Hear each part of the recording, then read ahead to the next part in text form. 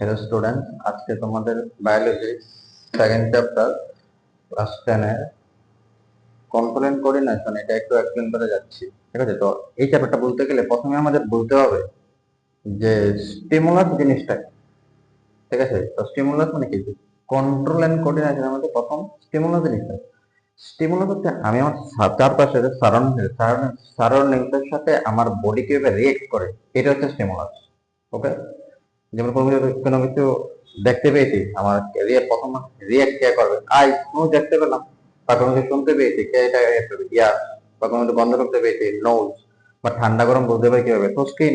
ওকে, বা কোনো কিছু তেজ বুঝে ফেলে তো টাং। তো এইগুলো যে আমাদের বডিতে যে রিয়েক্ট করে আমার সেন্স অর্গান গুলো আমার সারাউন্ডিং এর সাথে, এটাকে বলে স্টিমুলি।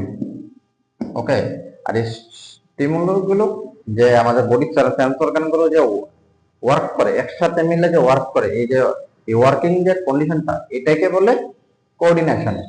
ঠিক আছে, সাপোজ আই কি করে?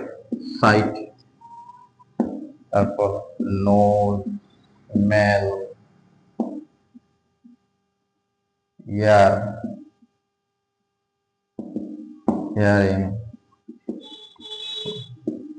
হট কোল্ড, ঠান্ডা গরম বলতে সাহায্য করে কে? আমাদের স্কিন এন্ড টেস্ট, টাং।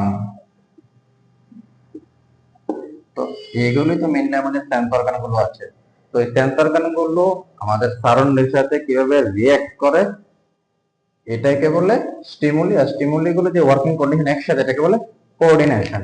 ওকে, তো আমাদের বডিতে কন্ট্রোল এন্ড কোঅর্ডিনেশন এই অ্যানিমেলস এর ক্ষেত্রে দুইটা জিনিস আছে, একটা হচ্ছে nervous system, central nervous system, আর একটা হলো এন্ডোক্রাইন সিস্টেম। ঠিক আছে, একটা হচ্ছে নার্ভাস সিস্টেম, একটা হচ্ছে এন্ডোক্রাইন সিস্টেম আমাদের অ্যানিমেলস এর ক্ষেত্রে। আর প্ল্যান্টস এর ক্ষেত্রে এটা করে একটা প্ল্যান্ট হরমোন, মানে ফাইটো হরমোন যেটাকে আমরা বলে থাকি আর কি। অ্যানিমেলস এর ক্ষেত্রে করে নার্ভাস সিস্টেম আর একটা এন্ডোক্রাইন সিস্টেম, আর প্ল্যান্টস এর ক্ষেত্রে করে একটা হরমোন, এটাকে বলে প্ল্যান্ট হরমোন অথবা ফাইটো হরমোন। ঠিক আছে, তো এই পুরো চ্যাপ্টারটাতে এটাই